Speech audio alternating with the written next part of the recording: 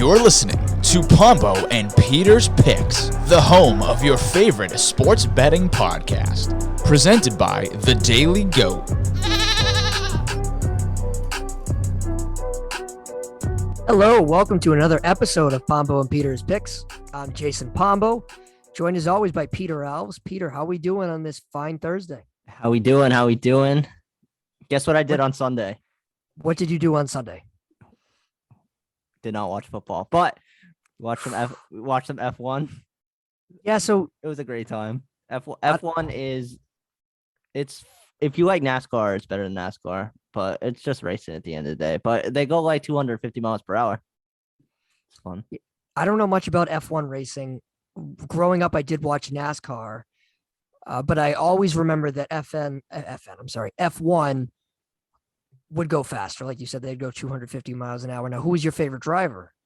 Well, I mean, the best driver is so there's a guy named Hamilton, and just equivalent him to like Tom Brady, because he has like 105 wins, like the most wins of all time, and like he's been good since like 2008, and like he's still good, and everybody hates him because he's that good. But I mean, he's pretty good. I mean, the person that I was watching it with was like rooting for Lando. I don't know who that is, but I guess Lando. So what is F1? Do they just race in a specific country? Do they travel? No, they travel the whole like world. I thought so. Yeah, if you saw Cars 2, it's Francesca, that like car with the like no rims. I know what an F1 car looks like. I've just never watched or paid attention to the sport. Like I said, growing up, I liked NASCAR. I was a big Jeff Gordon fan. My family and I used to go to Loudon to watch the race up in New Hampshire, and that was always a great time. But I kind of just grew out of the sport. Yeah, they're like in Saudi Arabia on Sunday, and then they're like in Russia next Sunday. They're in like Miami sometimes. Yeah, I know a lot of people crap on racing and stuff like that, but I enjoyed it. I enjoy going to Seekonk Speedway to watch. We did that a couple times. I think you went with. Did you go with me? Yeah, Seekonk Speedway. That's always a good time. Yeah, that's always a good time. Like, I know it gets a lot of crap, but hey, I think it's cool. All right, enough about racing though. Racing sucks. But Peter, despite the fact that you did not watch any NFL football on Sunday, you still managed to go 4-1 with your picks. So who'd you get? It's true. Patriots +3, joke of a game. Chiefs -10, Cardinals -7.5, Dolphins -4.5. And then my only loss was Jets +7. Although we're not going to talk about the Dolphins, I'll talk about them right now. Listen, I said it on the Bo Sox Bombers. So Dolphins are going to run the table and get the 7th seed. They're going to be 10-7, and 2 is the answer, I think. You said that on Roughing the Basket as well last week. Yeah. So I went 3-2, not as good as you, but I had the Colts -9, which was a W. I had the under in the Giants Dolphins game under 40.5. I had the Patriots +3. My losses were my premium, which was the 49ers Seahawks under 45.5.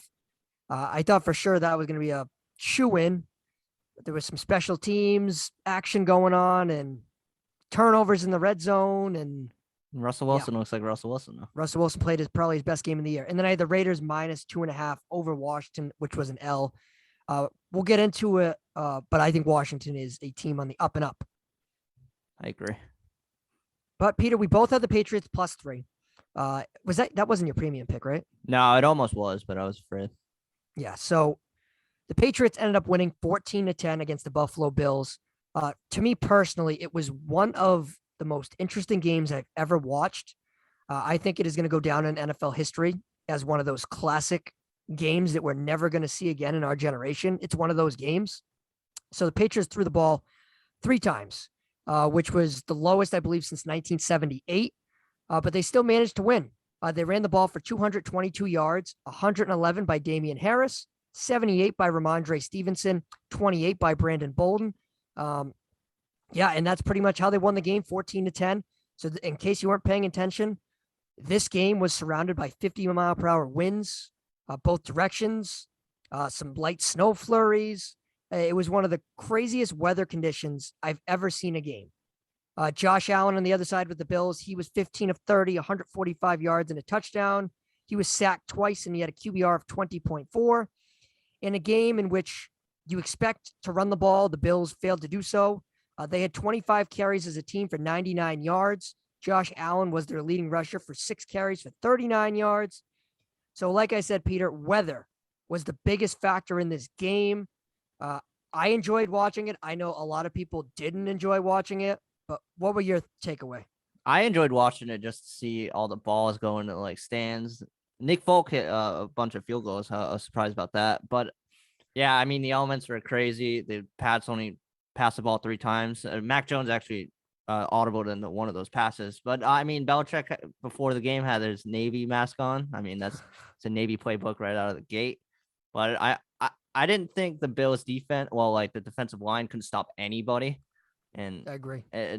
I know they had extra linemen and extra tight ends in there all day, but like Bills can't stop anybody. Bills are in the downward spiral. If they lose versus the Bucks this week, they're the 9 seed, if you can believe that. I mean, Bills have to win now mode. And I think after this game, Bill Belichick locked up Coach of the Year. I agree with the Belichick Coach of the Year. Again, I think it was arguably one of his best defensive game plans. And the offensive game plan, you won't find another one like it. And something like this isn't going to happen again for a long, long time. It was just a perfect storm for the Patriots, and they ended up going on the road to get a critical in-division victory. Now, what do you make of Sean McDermott in his post-game comments about Bill Belichick and what some of the Bills players said post-game? It feels like there was a lot of tension in the media after the fact of the game, but let's start with McDermott. What do you think of his comments? He talked about how Bill Belichick doesn't deserve necessarily the credit, all the credit. I can pull up the exact quote. Well, I mean, listen, McDermott's just salty that he just got outplayed by somebody that passed the ball 3 times and he didn't think of it first. But and the other side, the defense, I don't get how you're that mad either. Like, stop the run one time. Like, even though they could have ran the ball every single time and just line up for 10 yards a clip on 4 downs. I mean, Right. they have nothing to say. Like, they're just being crybabies and just salty. It's supposed to be their time. And listen, Bill's time was 11 months, and now they're back to the basement where they belong. And don't stop now. The Dolphins are going to overtake them too. Peter's hot on the Dolphins. But McDermott's exact quote was, quote, "Let's not give more credit than we need to." Let's not give more credit than we need to give Bill Belichick in this one. I can't even say that without laughing. And that's not even like an artificial laugh. Like, I'm actually amused by it. It's just, I think Sean McDermott's an overrated coach. Is he a top 10, 15 coach in the league? I would say so, but I think a lot of people think he's higher than that. And I just am not a believer in that. I think his roster has some flaws, I think, especially defensively, along with the front 7, most notably. And I think the offensive line, as long as the run game as well, had not played well.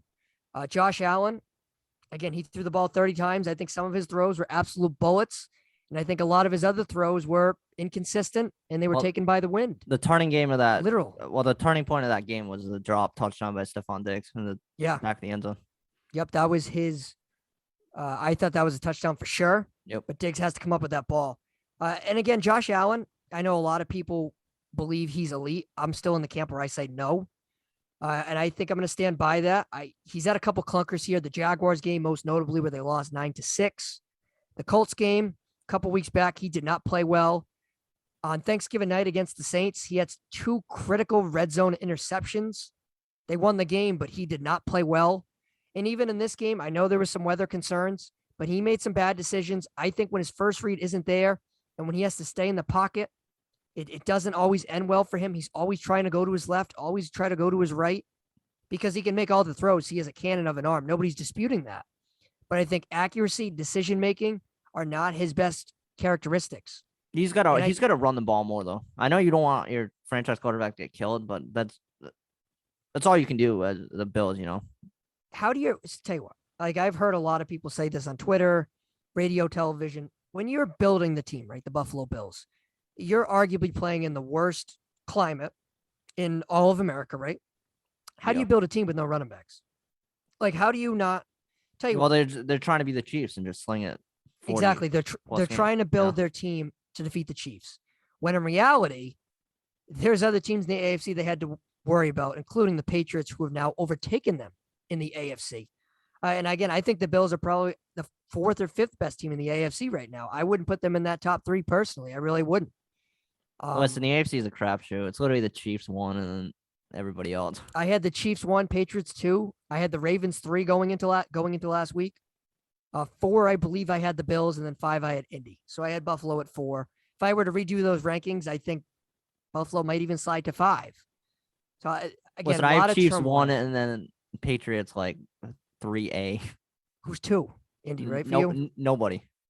No, nobody. Who would be 2? The Patriots by default, but listen, the Patriots still got to show me that like they can win a game. Well, listen, the Colts game next week, that'll be a good test. They better have their full strength. They better have no weather, no anything like. Well, it is. It's in Indy. It's in a dome. So. Yeah. Carson Wentz better not be out. Jonathan Taylor better not get COVID. Like. Yeah, no, that's fair, but we'll see how it goes. The Patriots head to Indy not this Saturday, next Saturday. So that should be a good one. Another difficult task for the Patriots who now are on a 7-game winning streak. Wait, before we pivot off this game, do you have Mac Jones as QBR? Is it like 0? It is not registered. No, it's not. It's not 0. It's not anything. You need to throw, I believe, 5 or 10 passes to count as a QBR. Oh. He has a quarterback rating. I believe it was 84, but QBR is no. You know who the best pass defense is in the NFL now? Is it the New England Patriots? It is New England Patriots 1 and Buffalo Bills number 2. Yeah, here we are, and the Patriots Bills square off in 2 more weeks. So, sticking with the AFC theme here, let's talk a little bit of Ravens Steelers.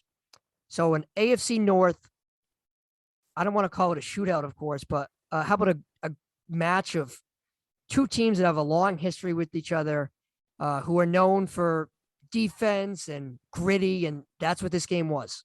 So the Steelers ended up winning 20-19. Ben Roethlisberger was 21 of 31 for 236 yards and 2 touchdowns. Najee Harris, 21 carries, 71 yards.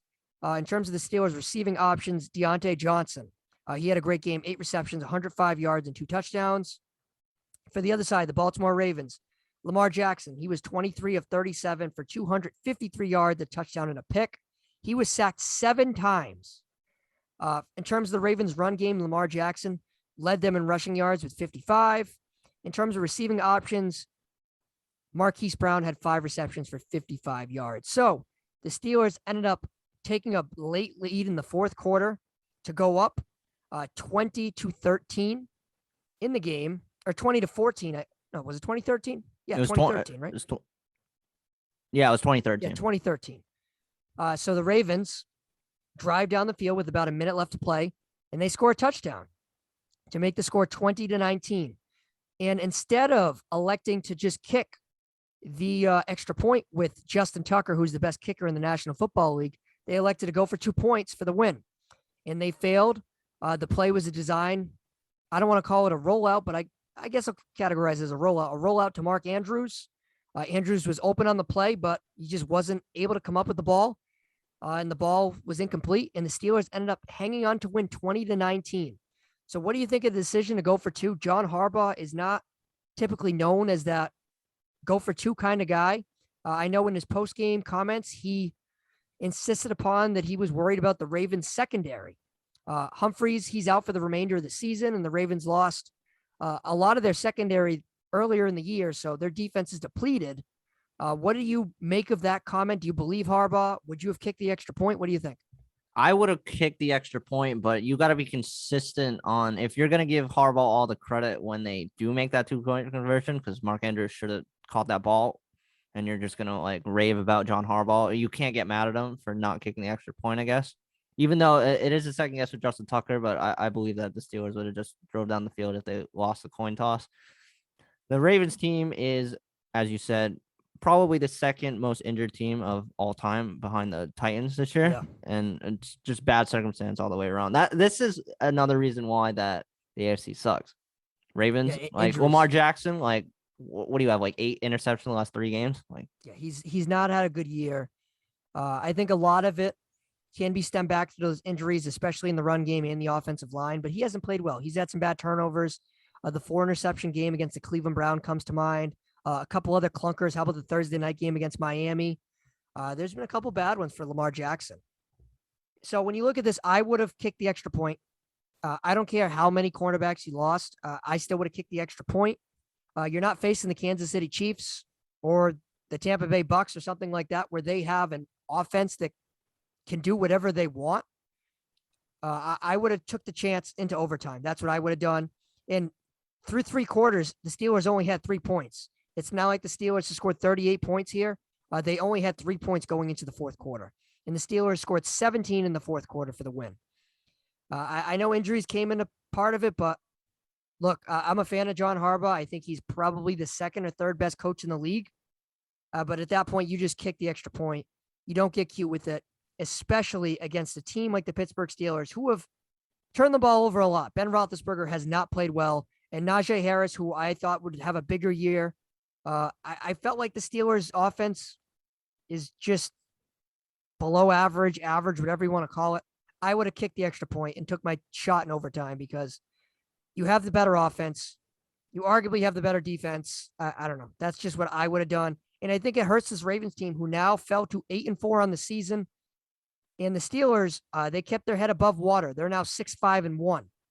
So if the Steelers would have lost that, I probably would have called them out for playoff considerations. And the Ravens, if they would have won that, they'd still have the number 1 seed in the AFC. So they dropped from number 1 to number. Did they drop to 2 or 3? I think they dropped to 3. Yeah, I think it was 3. So not good if you're a Baltimore Raven fan. And that's a situation where they have another big game this week against the Cleveland Browns in division in Cleveland. Yeah, that the schedule is weird because the Browns had the Ravens by Ravens. Yeah, it's one of those things. Let's stick with the AFC, Peter. Let's talk about your Cincinnati Bengals that you were hot on earlier in the year, and with the Chargers. You were hot on both these teams. Hey, so the Chargers still make it, I think. Chargers. Actually, one of them can't make it because I have the Dolphins making the playoffs now. You have Miami making the playoffs, huh? Yeah, I'm real high on the Dolphins. They're gonna make the playoffs 10-7 because the Pat's game week 18 won't matter. Okay, so that's Peter's prediction. Mark that down, December 9th. Chargers defeated the Cincinnati Bengals 41-22. Justin Herbert in the first half, he was absolutely dominant. For the game, he was 26 of 35, 317 yards, 3 touchdowns, and a pick. Herbert put up 24 points in the first half. He was spectacular. He had a quarterback rating of 118.9. And he was spreading the ball out real well. Mike Williams, Keenan Allen, Austin Eckler, Jalen Guyton, Jared Cook, they all got in some action. Other side of things, Cincinnati Bengals, Joe Burrow, he got banged up with a pinky injury, but he stayed in the game. But he didn't look at his normal self. He was 24-40 for 300 yards, a touchdown, and a pick. He was sacked 6 times. He had a QBR of 32.6. Joe Mixon had 19 carries, 54 yards, and a touchdown, and a costly fumble. T. Higgins was the leading receiver for the Bengals. He had 9 receptions for 138 yards and a touchdown. And Jamar Chase had 5 catches for 52 yards. So to me, this game was lost for the Bengals after that Joe Mixon fumble. I know the Bengals were down at halftime 24-13, but it felt like they were going on a little bit of a run before that Mixon fumble. And I think that ended up costing them. The Chargers advanced to 7-5, which was a big win for them on the road, especially for tiebreakers. And the Bengals fell to 7-5, and they are now 3-3 at home this season. What's your takeaway from this game? Yeah, these are the 2 teams I can't figure out at all. Chargers, they can put up points with anybody. If they're in a shootout with anybody, I can believe that the Chargers will win. But the back of my mind, the Chargers are a stupid team, and they'll always be stupid. But the Bengals, I think they're too injured again. I mean, Joe Burrow, as you said, has a finger injury. Joe Mixon has a neck injury now. T. Higgins is going to be out for this game. I think the injuries are going to catch up to the Bengals and just make them not like incompetent, but make them lose. And Jamar Chase listen, if you're Joe Burrow, you got to get that interception annulled from your stat line because that's an absolute disgrace by what Jamar Chase did. He should have caught that ball for a touchdown. But I think that Jamar Chase has even lost steam on the offensive rookie of the year. Oh, yeah. I think he's even in Vegas. They have him now as a distant second behind Mac Jones. Even though it's not even close. I think he's going to still win. I don't think so. I think it's Mac Jones's now. Absolutely. Oh, I mean, really? the Patriots, yeah. Because here's the thing. If the Patriots, let's say they finish 12-5, right? Or 13-4, whatever it may be. And Mac Jones is going to finish with the stat line of 23 touchdowns and 10 interceptions. Because I know Mac Jones is winning a bunch, but he's not lighting the world on fire. No, he's not. But I don't think I feel like Jamar Chase would have to continue his dominant march, and he hasn't necessarily done that. He slowed down. Now, in the first 2 months of the year, I was right with you, and I thought it was Jamar Chase by a landslide because the Patriots were losing, and the other rookie quarterbacks have kind of faded in turn. Well, they never really got off to a start. The Jaguars are really, really bad. Justin Fields has been banged up. He's been in and out of the lineup. Trey Lance hasn't really seen the field. And last one I'm missing is Zach Wilson, who's also been hurt, and the Jets are arguably the worst team in the league. So, yeah, all that stews into a Mac Jones or Jamar Chase Rookie of the Year. I would vote Mac Jones just for the sole purpose of Jamar Chase losing steam and the Patriots just the position they are currently at. Because if Mac Jones, let's say Jones had 15 touchdowns but 15 picks, then I'd be like, all right, I'll take Jamar Chase. But Mac Jones has a positive touchdown to interception ratio. He's a top 15 quarterback by all advanced metrics, all regular metrics, however you want to slice it. I think it'll be Mac Jones. I'd be shocked if it wasn't. Unless Chase just blows up in the next month and he leads the Bengals to the playoffs. That's the only thing that I can necessarily see. But I think you made a good point. These teams are a roller coaster. They're inconsistent. And I don't necessarily love either of them. Some weeks I do, other weeks I don't. Like this week, I felt like, especially in the first half, I thought Justin Herbert had probably his best half of football he's played all season. But then you go back a couple weeks and the Bengals kicked the crap out of the Ravens. And I was like, wow, maybe the Bengals are legit. And then you look at other weeks and it's like, oh, the Patriots beat Justin Herbert and the Chargers. Oh, the Bengals lose to the Chargers. I don't know. These teams are inconsistent. And like you said, they all might not get in the playoffs anyway. Yeah, because you have the Chargers, Bengals, Steelers sniffing around the Colts, and Dolphins if you want to throw them in there. But I don't know. As I keep saying, the last 3-4 weeks, the AFC is wide open. Now, before we pivot here, if you're building a team, who would you rather have as your quarterback, Justin Herbert or Joe Burrow? Herbert, but Burrow with Herbert. It's close, but I say Herbert. Very close, because I think Burrow can play. But if you put like Chase with Burrow and then you put like Keenan Allen with Herbert, I'd pick Burrow and Chase all day. So you're pretty neck and neck. Yeah. All right, moving on here. Let's hit some NFC action. Shout out Noah Byrne and roughing the basket. The Detroit Lions registered their first regular season victory, 29-27 over the Minnesota Vikings. They now move to 1-10-1. We don't want to spend a whole lot of time on this, but shout out Dan Campbell, shout out Jared Goff, shout out Noah. Lions finally get it done. Noah's been very down about the Lions. He's been on record saying they'd go 16-1 for probably the last, a month, 2 months. But I felt this team was they just played too hard to lose every game. It's difficult to lose every regular season game. And they've been in how many games this year? 6, 7, like they've been in at one possession. Yeah. And Jared Goff led the Lions to a fourth quarter victory as time expired. Last play of the game for the victory over the Vikings. And the crazy thing is the Lions had a 20-6 lead at halftime. And of course they blew it in Lions fashion, but it doesn't matter. They registered a win. First of the season. Shout out Noah. You got anything to say for Noah and the Lions faithful? Good job, Noah. You get your first win and you'll still get the first overall pick, which is good. But listen, other side, Vikings, I know you're injured all the way around on defense. No Anthony Barr, no Eric Kendricks, but that is an absolute disgrace. You can't let the Lions drive that up and down the field all day. I agree. And it's not even Kirk Cousins' fault either. It's not the offense at all. No, I will say this game is a clincher because I think the Vikings playoff chances, they took a real step back, especially with Washington now heating up. San Francisco, I know they lost, but I feel like they're a better team. The Minnesota, they beat them last week. And there's some other teams in the NFC hovering around. I think sleep on the Eagles either. And the Eagles too. That was the other team I was missing. Absolutely. But I think those teams could ultimately keep Minnesota out of the playoffs, which means I think Mike Zimmer is fired at the end of the season. Oh, Mike Zimmer should have been fired 2 years ago. Yeah. And I don't think he's a bad coach. I really don't, but I think his time in Minnesota is done. I think the mediocrity is just too much. I don't believe it's Cousins' fault because I think he's having arguably the best season of his career. I know they've had injuries, but so has every other team in the NFL. I know Dalvin Cook's been in and out of the lineup, but that's no excuse. Thielen's banged up. I get it, but you're a team that should be in terms of like on paper talent, you should be in the mix for a playoff spot. You should be. Instead, you're losing to the Detroit Lions, which was a god-awful coverage on that last play of the game. Like, that was awful for Minnesota's defense. Absolute atrocity. Good job, everyone. Jared Goff and the Lions, and you're going to play this soft zone defense where you gave the receiver about 6 yards open space. That's abomination. Hey, if you want to watch an emotional video, just watch the last 2 seconds, and then Dan Campbell like jumps up and down and like hugs Jared Goff, and then the locker room celebration after. Like, it's great. Yeah, I know we're going to get into it in a couple minutes, but huge week in Michigan sports. They had Jim Harbaugh in Michigan win the Big Ten title and clinch a college football playoff spot, and the Lions get their first ever win. So, first win of the 2021 season. Fun fact: they have not won before that 364 days ago. Yeah, absolute crazy.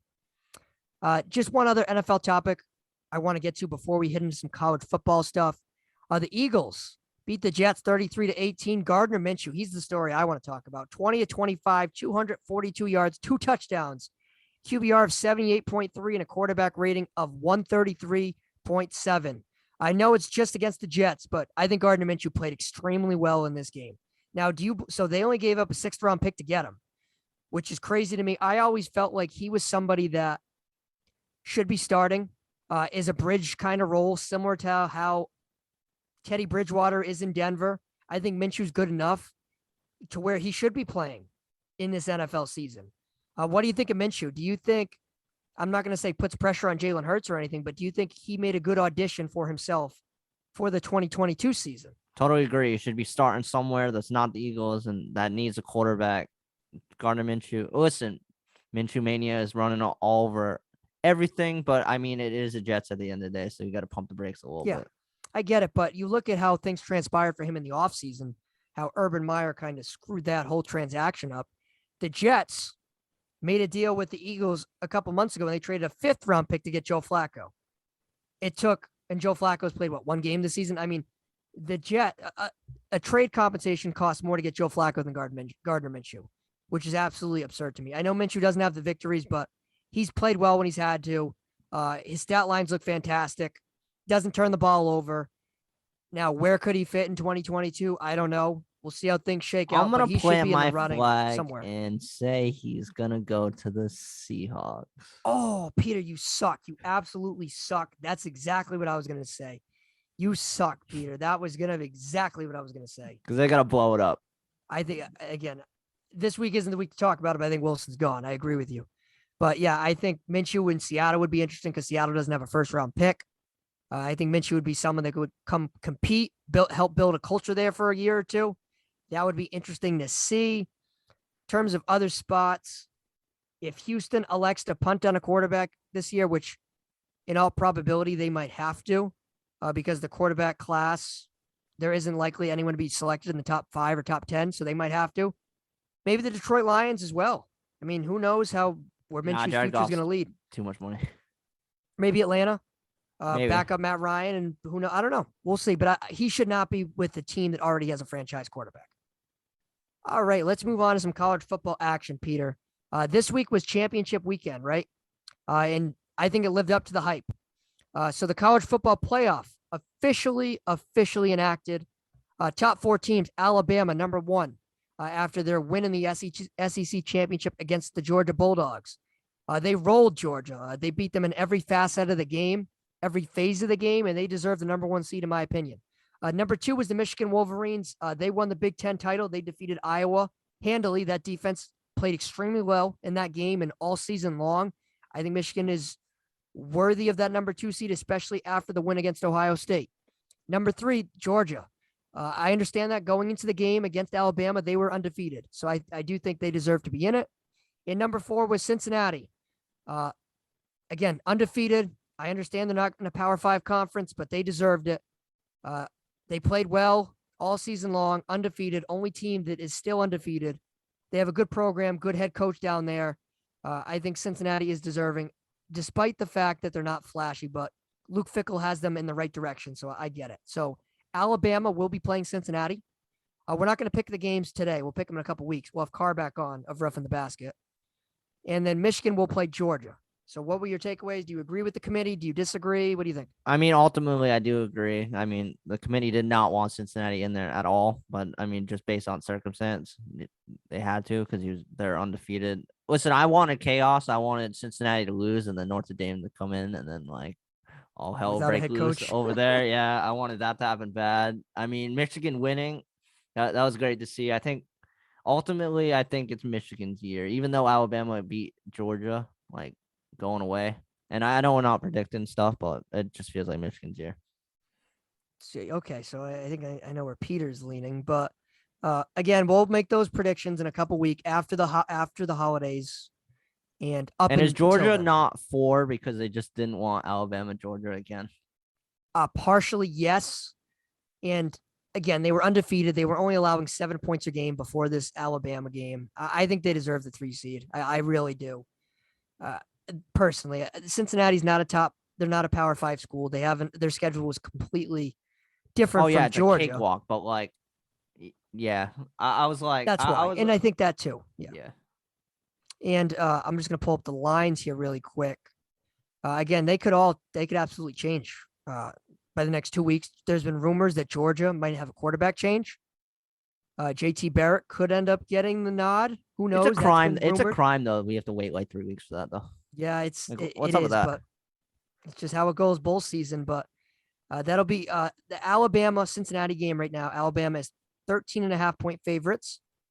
And then for the Georgia Michigan game, Georgia is 7.5-point favorites. So both games are on New Year's Eve. Wow, Georgia's even damn. Yeah, so they're touchdown favorites. So you gotta think SEC over Big Ten. Yeah. We've seen that happen a lot in bowl season where teams that rolled over competition of the Big Ten played a SEC school and it didn't end up well. But that's gonna be a fun time on New Year's Eve. Peter, we get to watch it together. Oh yeah, nice. Yeah, that'll be good.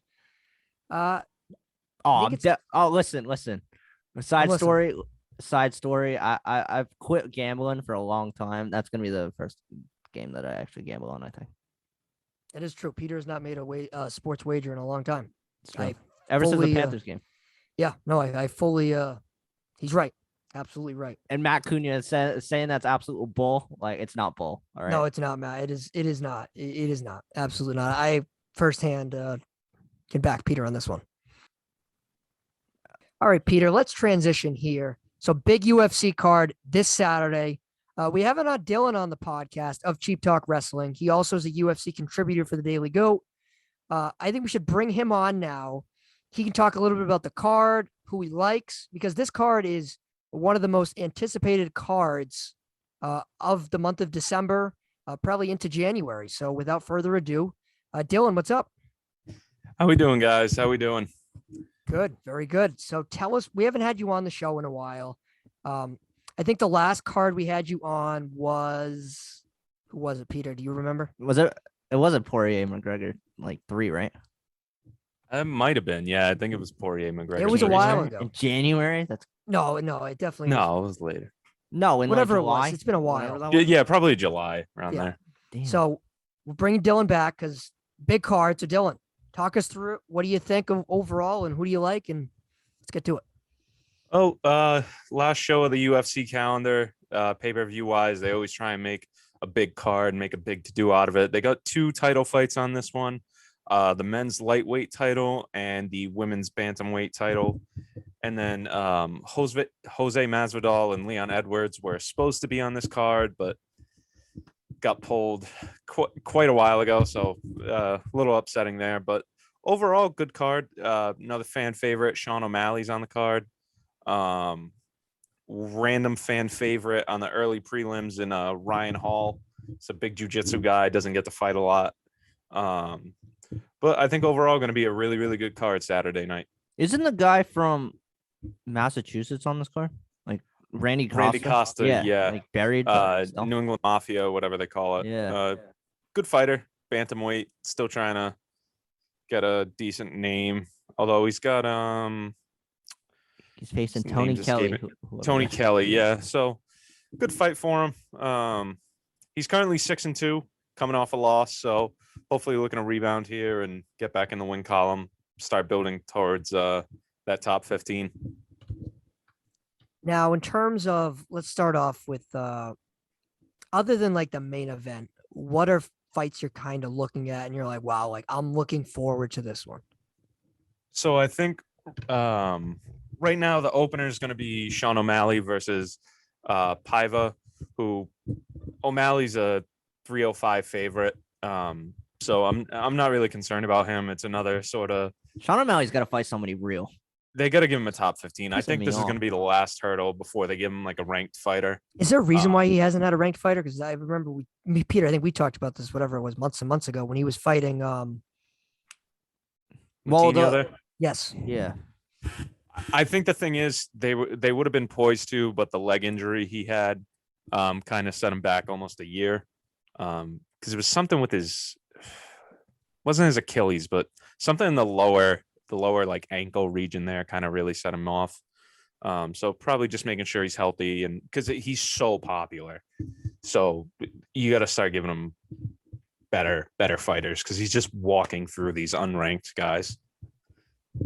But the fight I'm really interested in is actually the one right above that, Cody Garbrandt versus Kai Kara France at flyweight or 125 pounds.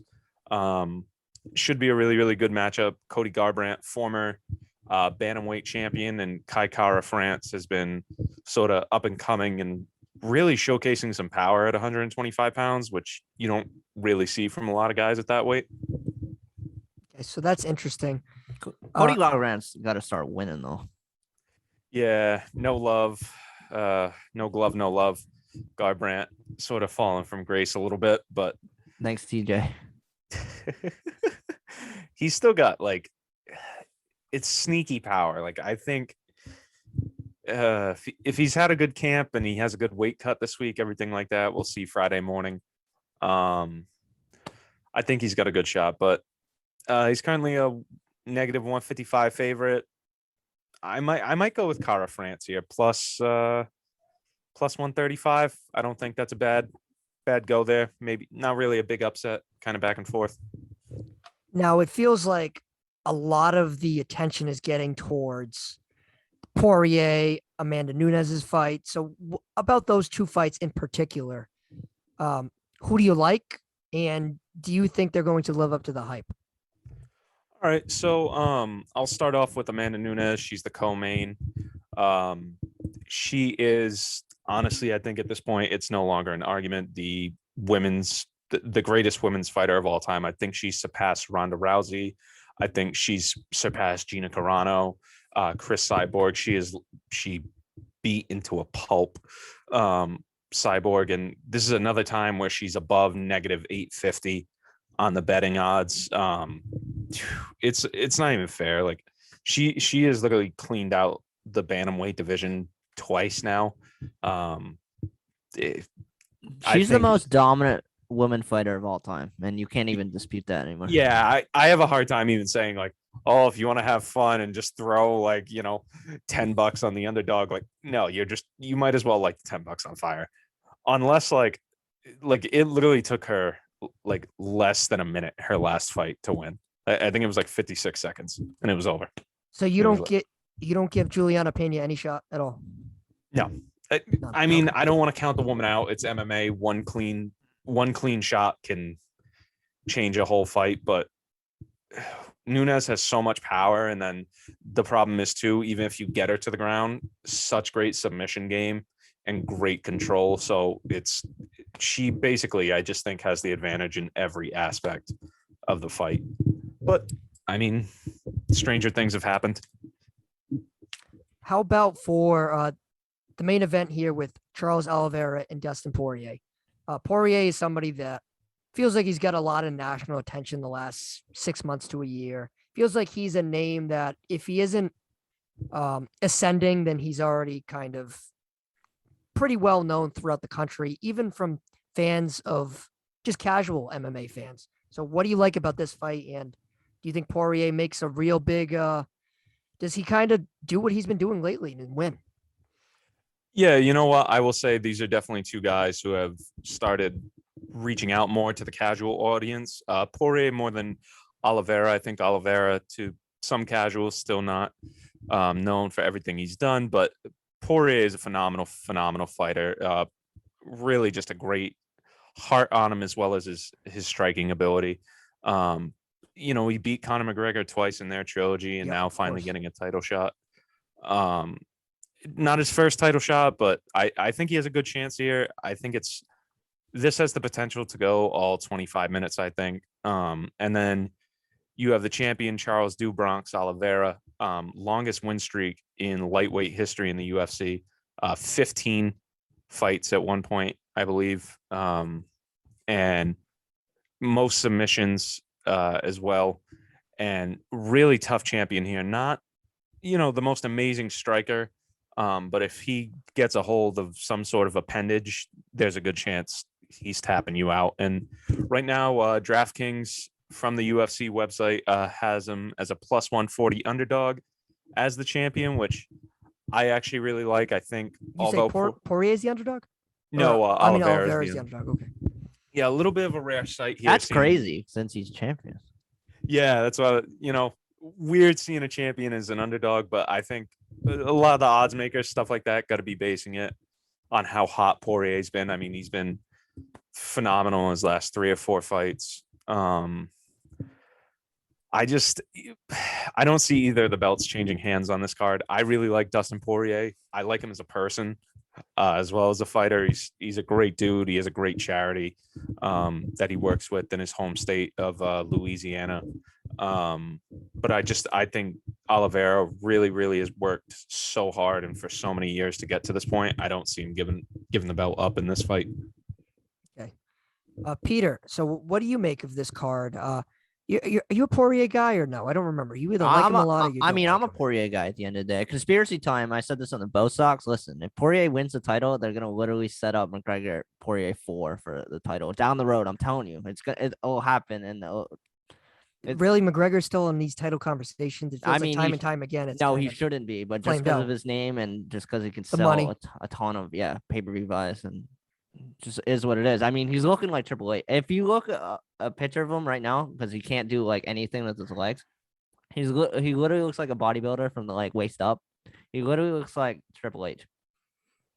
I'm done. I mean, this is just me personally. I'm sort of burnt out with McGregor. I've seen what he can do. We saw him at his peak, but we've also seen some bad losses. Oh yeah, he's got to start winning, but that's what people have been saying for how many years, Dylan? How many years have we been waiting for him to finally get a signature victory? Probably since the Khabib loss. People talked about when he came back, beat Donald Cerrone in 40 seconds. What year was that? Though. Yeah, that was the Khabib fight was 2018, 2019. So we're going on 4 years here. Just about, right? Yeah, probably somewhere around 4. Yeah, and it's just he's a name. I get it. I get it. Yeah, like I'll say, the guy is definitely a money draw. He's broken the UFC pay-per-view record. I can't tell you how many times, but you can't just be throwing him in title fights. You got to give him. I don't care if you give him a ranked opponent, like give him someone in the top 10, but he doesn't deserve to be fighting, the number 1, number 2 ranked guy. Like give him number 7. Like, you just can't. And right now he's walking around at 190 pounds. So trying to cut down to 155, that's a tough weight cut. Weight cut. Yeah. So Dylan, is there anything else you want to bring up about this card? Anything in general? When's the next card after this that's notable here? Does anyone know off the top of their head? I think middle of January is the heavyweight title bout between Francis Ngannou and Cyril Gane for unification of the heavyweight belt. So that in January. All right. Well, we can have you back on for that. Brandon Moreno maybe we can on do that card. Greg Hardy is on that card. Oh, that's a pretty good card. It's going to be a good start to the year. Yeah, I think one of the Nurmagomedov, Makhachev might be on that card too. Yeah, I think. Yeah, so Dylan is liking Oliveira. It seems like that's the guy he's going for. Mm-hmm. Yeah, interesting. So we'll see how that pays out. I hope it's entertaining. I feel like I've watched a lot of the last couple big UFC cards, and I think it's been worth it. Like, it's been worth the experience, worth the watch, because at the end of the day, it's been a good product. So hopefully this card rings true. So Dylan, thank you very much. Appreciate you having you on as always. So you can check Dylan out on Twitter. His handle is, I believe it's at DJ Sarv 21. DJ Sarv 21. Thank you, Peter. there you go. You can also catch Dylan on Cheap Talk Wrestling. Wait, Dylan, are your Packers gonna make the Super Bowl? I'd like them to. Well, I mean, listen, everybody would like them to. You know, would they you like like them getting to, to the Peter? NFC Championship game. They're big fans of that. But They're big fans of that. Brady and the Bucks have, kind of been Don't want to hear that. Don't want to hear that. looking good. Nope. Oh my goodness! Have you guys seen the Before I go here, the video of Bill Burr from FanDuel, the interview? Who do you interview? Somebody was interviewing I him didn't or see it. something, and it's just like a little. He like changes. It's beginning to look a lot like Christmas, but he changes it to it's beginning to look a lot like 2001. I like Bill Burr. He's hysterical. I'll send I you lo- guys the clip. Yeah, It's I it's gotta good. go see that. I like Bill Burr. Bill Burr cracks me up. Like he was in I know you guys aren't huge Star Wars fans, but he was even in like the Mandalorian for like he's awesome. I love Bill Burr. So big. Fantastic. But yeah, I mean, I still think the Packers have a good shot to make the Super Bowl. Am I going to put money on it? Probably not, because I don't want to watch my hopes and dreams. At least you're honest. Dylan will throw him in a parlay, but he's not gonna throw him in a future. No, the day of the NFC Championship game, please feel free to at me at DJ Sarv 21, and I'll send you a nice photo of Here Lies Squidward's hopes and dreams. But thank you guys so much again for having me on. Not a problem, Dylan. course. Always welcome. And like I said, catch Dylan on Cheap Talk Wrestling along with thedailygoats.com with his UFC content. So thank you, Dylan. Thank you guys. All right, Peter, that was some good UFC talk. Why don't we move on to our picks of the week? So last week, Peter, what did we go? 7-3? Sure, I went 4-1, 3. Yeah, that's right. Boom. That's a 700 clip, baby. All right. I'll start off here. Washington plus 4.5 over the Cowboys. I feel really good about this one. I really do. Washington is rolling. They've won 4 games in a row. They beat Brady's Bucks. I know Russell Wilson isn't what he has in previous years, but they beat Russell Wilson. They had a pretty good game plan against Cam Newton to win that one. And now they just came off a pretty big win against the Vegas Raiders. That's 4 in a row. On top of that, their defense has only allowed 17.5 points per game during that span. And last year, they beat the Cowboys twice, and they beat them handily. I like Washington plus 4.5. I might even like them outright. I totally agree. That's why I also have the Washington football team plus 4.5. The back of my mind is that the Cowboys are getting healthy again, minus Ezekiel Elliott. But that's And Pollard, too. Pollard didn't practice on Wednesday. listen. Pollard is overrated. The only reason why he's good is No. because they use him correctly. If he was a full-time running back, he would get killed. You watch when Pollard's the lead back of the... He can't pass protect. But, yeah, I like Washington. Do you like Washington outright? I do. Yeah, because I need the Washington football team to win that division. I want the general Christmas time where like it's the NFC like East like championship game on Sunday Night Football, like that one. And teams are battling with like 9 wins apiece. Yeah, and fun fact: if Washington wins outright, like it runs the table, they win the NFC East. So you're saying if they win the rest of the table? Yeah. Yeah. Yep. Dallas has faded the last couple weeks. They haven't looked their normal selves. They had that loss against Kansas City. They've had a couple of losses along the way. My next pick, Seattle Seahawks minus 7.5 over the Texans. Look, there's a lot of uncertainty for Houston right now, especially at their quarterback position. Tyrod Taylor is kind of banged up, kind of benched. Davis Mills, formerly benched for Tyrod Taylor. So, look, I know Jamal Adams is out for the year, but if Seattle has any pride left, especially after that 49ers win, to come out swinging and win by more than a touchdown, this is the week to do it. This should be a game where Seattle wins handily and they get some confidence. Not saying they're going to make the playoffs because they're not, in my opinion, but they're going to win this game by more than a touchdown. They are. Simple as that. Next. I have the Packers minus 12.5 versus the Bears. It is an ultimate crime that the NFL still stuck with the Bears-Packers on Sunday Night Football. Andy Dalton with the Bears. Ever since they lost Khalil Mack on defense, can't stop a lick. I think the Packers are going to win like 40, 50 to like 10. Yeah, and Justin Fields looks like he's going to be healthy too. It's unknown who the quarterback will be as of Thursday. It could be Dalton, Fields. We'll see how that goes. I thought about it, but I ended up deciding against it. But I don't know. I like that pick, though. Next one, Falcons plus 2.5 over the Cam Newton's Carolina Panthers. Weird week for the Panthers. I don't know if people are paying attention, but the Panthers fired offensive coordinator Joe Brady last Sunday at about 1:30, 1 o'clock. It was weird. Joe Brady is going into the season, was considered as one of the hottest young offensive-minded head coach candidates in the league. Formerly of LSU. He was Joe Burrow's offensive coordinator. And it looked like he was doing some good things there, especially last year, even into the early part of this year. Now, I know they've had a rough go of it the last 4 to 6 weeks due to the Sam Darnold injury, due to Darnold's play diminishing. I know Miami kicked Cam Newton's butt, but I don't know. I felt like that was a weird little decision because I really like Joe Brady. He even got a head coaching interview last year down in Atlanta. So I was caught off guard by that one. And it feels like there is some conflict down there in Carolina. I like Atlanta plus 2.5. I know Cam Newton and the Panthers are coming off a bye, but McCaffrey's out for the season. I like the Falcons. Cam Newton just destroying people's jobs. That's what he does. That was just weird. Like, Joe Brady's been fired. I was like, what? Yeah, I didn't see that coming. I thought Matt Rule was going to get fired before Joe Brady. No, they gave Rule like one of those Dan Campbell 6-year deals. Like, they're paying him a lot of money. No, Rule's not going anywhere. No. Next pick is the Browns minus 2.5.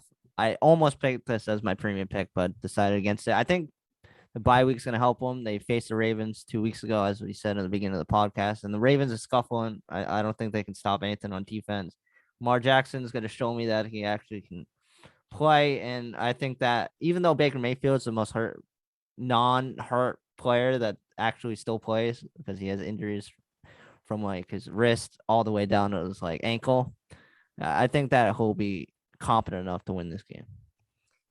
I'm going to disagree with you here. I'm going to go Ravens plus 2.5.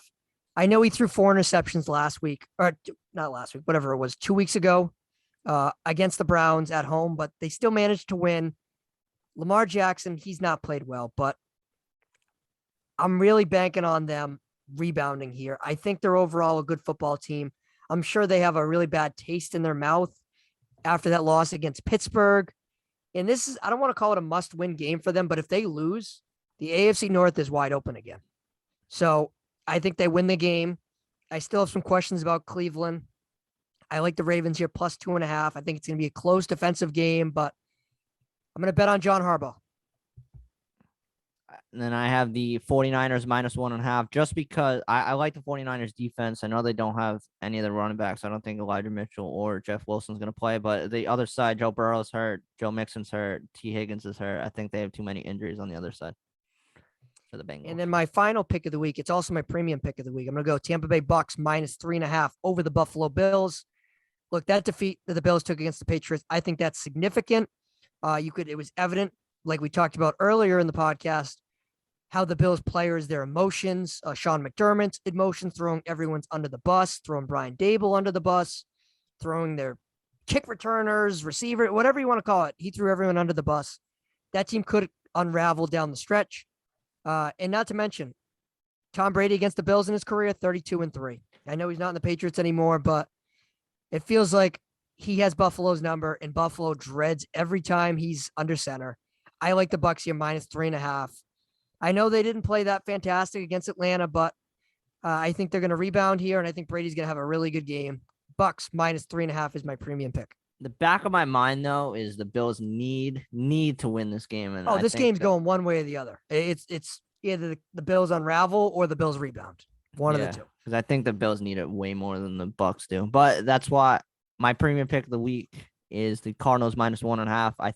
Kyler Murray's back. He saw 4 touchdowns.